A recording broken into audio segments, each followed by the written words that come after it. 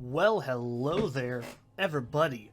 Welcome to some Afraid of Monsters, the Director's Cut edition, because that's the only one you should really play. And staring at us is some Corey Taylor-looking motherfucker, but that's not important right now. I do have the recovery period still from COVID, so my voice and stuff is not 100% up to snuff yet, but I'm feeling better, so I might as well do it. Plus, this is all, fresh in my mind still, because I played this 4 times in the past week. So, Afraid of Monsters was originally released in 2005 by Andreas Romanberg, I believe is how you say his name. Eventually, it was re-released in 2007 as the Director's Cut edition. I have played this numerous times in the past. I think I found out about this because of a friend of mine got me into Spike and Barley when they came out. And they have a wonderful series where they got one of their friends to pretend to be the villain. It's really quite cool. But yeah, this came out in 2005 initially. It was, released in the Half-Life Gold source engine, which most great mods really should be made in my opinion, because they're just so cool. But yeah, it was kind of well received. I mean, it was a thing I remember hearing about at one point in my life before I saw Spike and Barley, but I didn't play this until 2000, probably 10, 11, I don't know. And I think I played the Director's Cut edition back then as well. So essentially, what's the difference between vanilla and Director's Cut? Director's Cut is the way to play it, as far as I can tell you. What it does is it adds, obviously, new textures, new levels. There's 4 new endings. I think in the original there was just 1 ending, and I'm pretty sure it's the basic ending that I'm going to be going for as well.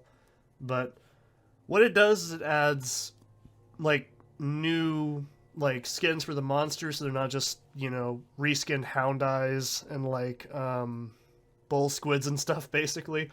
So everything is completely new. There is, I believe, there's a kind of random element to this. Now, the only thing that's random is the enemies. The item placement stays the same the entire game, as far as I can tell you. And other than that, it really doesn't add too much crazy shit to it, but it's definitely the version you want to play. So, as far as I can tell you, this is a fantastic mod. It's not exactly what I call easy. It's actually quite frustrating at times. And it requires a lot of, very specific memorization, very specific, placement and movement. But it's still really fun. Taking in some water here. But, yeah, I really enjoy it. I think it's quite fun in a very strange way. It is very Silent Hill inspired. If I had to point directly, I'd say Silent Hill 2 in particular, and maybe bits of 3. There's references to Yellow God, which is Valstat, I believe, or whatever his name is.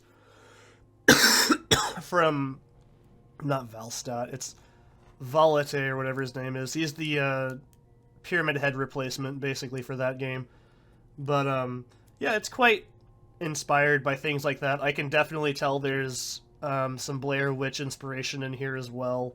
There's a lot of stuff in this that I can kind of pinpoint. It's definitely, if you've played Cry of Fear, which I have played at one point in time. I never finished it when it came out. I just played it for 5 minutes and put it down. I mean, it's still really cool, but this is made by the same people.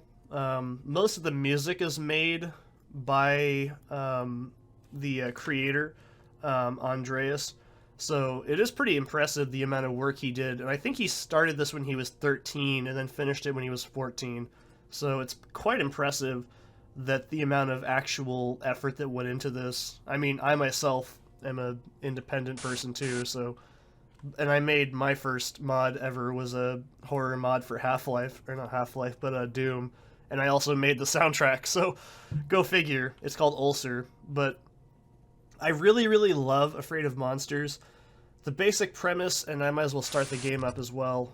There is a training room that was added in the director's cut, which is interesting, but I'm going to just play the regular game. So, yeah. Afraid of monsters, man. And of course you see the director's cut flashes on screen. Now, the black bars are just an after effect. This was initially made for, like, the Half-Life 1 engine, which didn't really fully support widescreen. But it's not a huge deal. I don't really care. So the story is you're a guy named David Leatherhoff, and you keep getting these pills in the mail. This must be America, clearly, because this happens every day. And you're pretty fucked up on drugs. They're not specified what kind of pills they are. That you just basically need to know you have an opioid problem, probably. So that's how you know it's truly an American game, right? Even though this was made in, I think, Sweden. But, yeah. This is a pretty basic plot, as far as these sort of things go. There are 4 endings in the game, 3 of which you have to get first, and then the 4th one can be unlocked after you do a certain sequence of events. Right now we're in a hospital, because apparently David was smart and actually went to the fucking hospital and said, hey, I probably should go in here and get some help. Fair enough. Smart idea. So, obviously, this game plays very similarly to a Silent Hill game, and not a Resident Evil game. And there's our wonderful Chad David, fucking strutting in there, about ready to just shoot some shit up into him, probably. So, yeah. Alright. Now, this game is very difficult. It's also very dark, and also the director's cut helps fix the flashlight. So, walk over to the table. This sounds very Aphex 20, by the way. David really needs to take those pills, apparently. And, yeah. So, he can't stop taking them, apparently. Which, I guess makes sense. They must taste really good or something. I don't know, man. But, clearly this is... Damn it! I just love the no voice acting in this game. It actually is really charming. And I mean... Give it some credit, man. This was made in the fucking Half-Life engine. It's quite impressive. And I believe you can get a David Leatherhoff outfit in Cry of Fear as well, as a unlockable. And then just, he probably would just say that like an anime, huh? Like, huh? So go in the bathroom, and we go into what is probably assumed to be hell, if I had to guess. And I love this game's visual style. It's fucking incredible. There's so much audio attention, and there is really no point in deviating off the path. It all loops back the same. Now, I will say this is a fucking hard mod. I'm honestly expecting to die at least once. Even though I've played this 4 times, it's very fucking difficult. So, a lot of it just comes down to memorization and enemy placement. But since we're playing Director's Cut, the enemy placement is randomized in some parts. Oh no, I'm so spooked.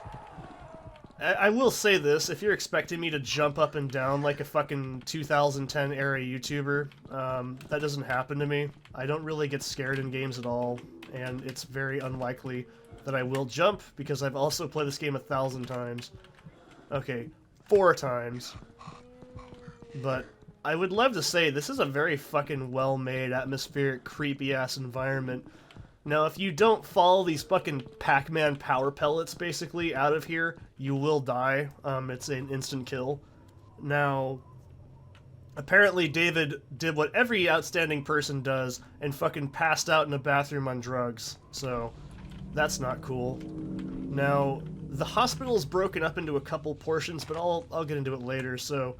In this mod, you do have to press E to pick items up. It's quite odd, but I will say it's a refreshing change of pace. Now, pick up these keys. You don't need to break those boxes. They don't actually give anything. And you can go in here and open this up. Later on, this has actual use. So, if you've ever played a Silent Hill game, if it says it's jammed, it's not going to open, that means the actual thing will not work. It will just never open. That seems like a problem. So, now you'll notice the bars on this are actually color-coded, and that's how you navigate this. That looks pretty fucking cool. I actually like that picture. It looks like something I'd draw, honestly. Now, there's a lot of little jump scare moments here and there. I'm just gonna say it doesn't faze me at all. It really doesn't. Also new to the Director's Cut Edition is batteries. You don't really run out of batteries if you're playing this properly. They're actually quite plentiful. I mean, yeah, you can run out of batteries, and the flashlight does recharge itself when we get it, but it's not very likely that you're gonna, you know, fuck yourself over. So, the hospital section is located into 3 separate parts, red, blue, and green, and this is the part that I think most players get fucking really frustrated with because they either run out of flashlight, they get lost. Now, I have the solution to this written down because I've done it so many times, but it's not that hard once you figure it out, but it's still very odd. But you gotta remember, this was made by, like, a teenager. This is not, like, the greatest design ever, but the atmosphere is fucking top-notch. So, this jump is a bit fucky. You gotta do a side jump. You need to know how to do that, otherwise you'll just keep falling. There is a flashlight down there, but... or not flashlight, but a battery. I don't really need it. Well, shit. I might as well get it now, right? Now, this is why I don't want to go down here. This is a very iffy jump to make, and I always get stuck here and feel like I'm gonna fucking fall. So, I am quick saving a lot, and that's because this game is very fucking unforgiving. It's not necessarily unbalanced, god damn it. It's just, there's a lot of little things about it that really can annoy me, and it's mechanically frustrating, but it's such a well-made mod, I can't complain. So, you'll notice I haven't even bothered with the flashlight, so go ahead and pick up these keys. I do know where most everything is I'm looking for, and that's probably not cool. You don't want to be a Nazi banana character. That's not cool at all, man. Go ahead and unlock this door. There's nothing really in here, but obviously that thing is very fucking electrified. If you touch that, you're gonna die. So go ahead and pick up this handgun clip. Ammo is fairly scarce. You're not gonna have enough ammo to kill everything in 1 second. Oh no, spooky jump scares. But it's not so plentiful that it's... you know what I mean? Just be mindful of your ammo. So, I do have a strategy that we're going to be using. Now, before you do anything, always open up these shortcuts. This makes this part very, very easy. Now, you can sequence break this a bit, but I don't recommend it. So, at this point, you need to have the hospital memorized, or you're going to get lost. So, go ahead and hit the track power, and oh boy. This is where shit gets criminally insane. So, first things first, that's an enemy. Just one shot, couple hits, back up. And now, normally, it's pretty easy to read the animations in Half-Life, but in this, not so much. So, you want to make sure you're pretty much conserving as much ammo as possible. Now, there can sometimes be 2 of these guys in here. Yeah, it looks like there is. Sometimes you can just get 1. That is actually one of the things about Director's Cut, is you can have randomized enemy spawns. It's not very uncommon to have 2, but I usually don't say shoot more than twice, because 3 shots is enough to kill them if the damage roll isn't great. But essentially, if an enemy sees you and you see it, it's gonna fucking bolt right towards you. So there's always a guy over here. God damn it. The hard part about this is you can see the animations are very sped up, and it makes this very hard to gauge at times. So that's kind of a problem, but if you're playing smart, you should be able to recognize it. Now, this Claude Speed-looking motherfucker is actually pretty fast. There's quite a few different, like, detailed, like, models in this game for everything. And, There is instances where some of them have more health. There's also some instances where enemies are sped up so fucking fast that you cannot deal with it. So that slat door, as I call it, opens up in the first part of the game that we started in, so we need to go back there. The best way I can remember it is doors do have a color combination sort of thing, but it is pretty easy to get lost, I will admit. So now we got Super fucking Mario over here. He's pretty easy as well.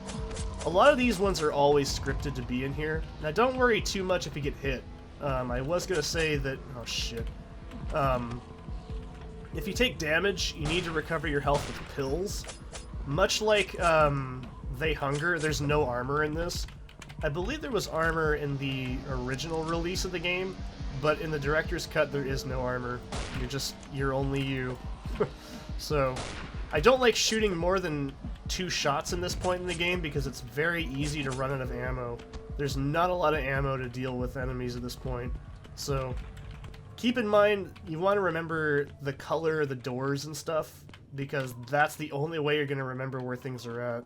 So, you need to go back downstairs, which, it's not too far from here. The best way to remember it is just make a map, honestly, if you want to. What I did was I wrote down all the doors and the color of, like, the band that they're all on, because that way I could actually remember it. Now, like I said, if you run out of flashlight, you're kind of screwed in terms of, like, seeing properly, but it won't be too bad. Now, you see how I can see this enemy right now? Essentially, if he sees me, he can just bolt straight towards me, so you want to be really careful about taking care of enemies. Now, the hardest part, in my opinion, is just mitigating damage, because a lot of these are very random. There's also an enemy in there, so I'm not going to try and run towards that. At this point in the game, you don't want to get, like, overzealous with ammo, because, like I said, it's so rare at this point. You gotta get used to just doing a couple melee hits and going in and out. Now, pills recover about, I think, 30 or so health. I'm playing on normal, and it's pretty imperative that you take them as soon as you, like, start running low on health. Now, you can sort of cheese enemies on obstacles like this, but they can still hit you in really weird ways. I don't recommend, like, trying to find out where those limits are at times. So, we gotta go back in here. This is where the slat door, as I call it, opened up. Now, we have these variations of zombies as well. I think they're called Twitchers in the game file. Oh, Jesus. This one's actually programmed to be fast. So, if they're programmed to be fast, they are just really not worth meleeing. Now, you gotta be very careful here, so... Alright, you gotta kind of... It's like Half-Life ladders, man. It's the most dangerous shit ever imagined. So, there is some sound cues that can give you away if an enemy's fast. They have like a... like kind of fucking Joe Rogan sound when they're breathing. So, that's how you can tell if they're a fast enemy, but some are just programmed to be different. Now, we've also got Charles here. Come on, Charles. Oh, Jesus, he hit me. So... Oh, man. If that's not Silent Hill 2 or 3, I don't know what is. So, wheelchair enemies take about 6 to 5 handgun bullets to go down, or 2 shotgun blasts. They're not very common. They're really meant to just be a jump scare kind of enemy. They're really not much of a threat, if I'm being honest. They do a pretty good chunk of damage really fast. They kind of get up on your ass, and they just sort of don't let go. So... be really careful about those, but they don't have any ranged attacks. Most of the enemies in this mod are primarily just melee, but there is some instances where there's, like, some ranged enemies, and they're all equally annoying. So, situations like this, where we have a lot of zombies to take care of and not very much... Oh, fuck. Yeah, not very much oh, fuck. The Claude Speed-looking motherfuckers are the most annoying ones. I don't know. They really bug me. God damn it. Be really careful not to get stuck on level geometry as well. It's very easy to have that happen. The worst thing you can do is get stuck in like a doorway, the door closes on you, get fucking bottlenecked into it. and it's just game over at that point. So don't fucking do that. I'm gonna reload my save because I don't want to deal with that. Yeah, you want to make sure you have as much health at all times. Since there's no armor, there's no damage mitigation. The only way to mitigate damage is just to not get hit. Now, you can kind of cheese this guy, but I don't recommend it. It's really kind of hard to do. Oh, hell. Alright, I'd rather just use that many bullets. I don't mind. Fuck. We're gonna take some damage, but it's not a huge deal. So, the best thing I can say is just always make sure you're opening up these shortcuts, because if you don't, well, you're gonna have a bad time. It's also really easy to get turned around, so make sure you're going in the way I'm going. I have it written down, but oh no, spooky ghost. Spooky cat ghost, I should say. But, yeah, that opens up in the slat door area, or where we first started, so that's my way of remembering that. You can see what I mean. You don't really get lost if you know, like, the colored bands of items and stuff on the walls. You know, that sentence was really hard to understand. I'm gonna say it's probably because I'm fucked up still, kind of from, like, cold medicine and COVID, but you know what? You get the idea. As long as you have an idea of where you're at in the map, you should be fine. Oh shit. I don't want to waste too many bullets. That's the hardest part, because early game, you're very squishy, because you don't have very many bullets. So, I did hit the button there. Now, we need to go back up to the red, I believe. So, that opens... That one doesn't actually have a queue or anything. You're just supposed to know where that opens up, which is odd. But, I think it's fine. I think the game was like, you should know where it's at by this point.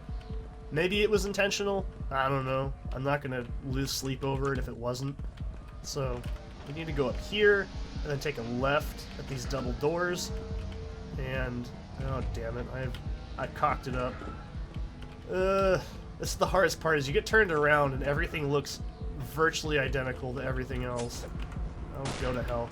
Yeah, I went the wrong way. That's my own fault. I have the entire thing written down here, but I don't really like having to constantly look down at it. I guess it was the other floor. That's probably what I did wrong. But yeah, there's not a whole lot you can really do at this point, except... Oh my god. You see, this is the biggest problem. There's no map, either. I'm not sure if Cry of Fear has a map, but a map greatly, greatly helps. So, we'll go back down to blue then. I think it's on the blue level. Yeah, there we go. We turn left. So... Yep, that's pretty much the beginning part done. Now, the game does tell you there's stuff in trash cans, so pay attention to that. Almost always has something in them, so be very cautious on this part here. These are basically bull squids, but faster. They take about 6 or so shots to go down.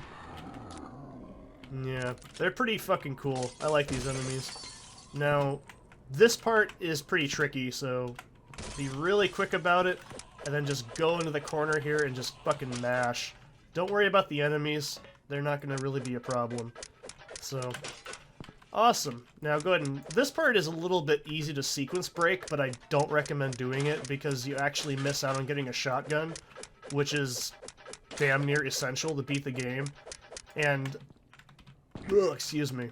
But, yeah, this is probably... You could just jump off of that if you want, but I don't recommend it.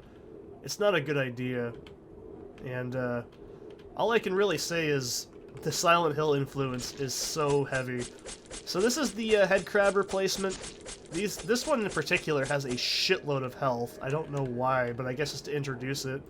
You can also do a jump over this if you want to. I'm not doing that. It's a little bit risky, so... Now... This is the shotgun. It's a big Pimp Daddy shotgun. I'm not going to use it right now. This guy's programmed to be very fucking quick, so I'm not going to try and melee him. I'm just going to shoot him. Now, the shotgun is pretty damn near unstoppable. It's one of the most strong weapons in the entire mod. You can only carry a handful of weapons as well. Now, I believe in the original Afraid of Monsters, you didn't have the ability to, like... do this, but there's also SMGs, and if you pick the SMG up, it replaces your shotgun, so I'm not doing that. but essentially, you can only have one. You don't get both. You can have the hot dog or the hamburger, okay? You can't have both. Now, I strongly, strongly recommend just keeping the shotgun. You can see it just pretty much one-shots zombies. It's not really, like, useless at all. But for the most part, I'm going to be sticking to using the handgun. It takes about 4 shots to kill the bull squid reskins with this. It's pretty important, but we're going to get a new handgun. This one actually contains 20 bullets in the chamber, which is way more than, 13. In this mod, every fucking bullet counts. So, there's also different, you can only carry one at a time, so you have to choose which one you really want to do, like, damage with the most. I prefer this handgun a lot. It's actually very, very effective. I'm pretty much going to stick with using this the entire game. So, sometimes there could be 2 zombies in here, I'm pretty sure. So, cardboard crates, by the way, always contain goodies except a few. It's almost always in your best interest to make sure you're, using these. So, trust me, I would not recommend ignoring them. They're pretty much, like, always going to contain items. So, now, this is the thing I hate the most about this mod. The fucking head crabs, man. They're just awful. So they take 3 shots to kill. They're not very damaging. They only deal, I think, 5 damage. But god damn it, they're placed in the most irritating fucking spots, just like in vanilla Half-Life. So, now, this is a little bit harder because these zombies, I think, have a lot more health. Some of them, like I said, have way more health than others. And, it's very easy to tell which ones do and don't. Usually the faster zombies have a lot more health. I think that's just to make it, like, easier to run out of ammo, because they don't want you to, like, keep having as much ammo as you do. Like, obviously, this is still a survival horror mod. It's not meant to be easy, and clearly it's not. I'm actually probably making it look pretty easy, but trust me, man, the amount of shit you have to learn to make this look easy is really hard to do. It took me 4 playthroughs just to get, like, oh Jesus. It took me 4 playthroughs just to get to this level of proficiency with the game, and I'm actually only going to get the main standard ending. I actually don't have the interest in trying to get the other 3, because they are genuinely hard to get, and I kind of don't want to do it. So, oh no, by the way, these things are just fucking awful. I can't stand them. They do so much annoying shit. Ah, spooky face, I'm so scared. I just shit my pants, and that's not because I had COVID. So, yeah. This is a pretty, like, tough fucking mod. I don't really have the interest to learn the other, like, routes. And I'll explain how to do them. I actually know how to get the other endings. So, just ignore that. You don't need to worry about that shit. That's not for you. Now, be very careful. If you're not familiar with Half-Life engine movement, this can be really difficult, but I'm going to call it here for this episode, and I'll see you in the next one.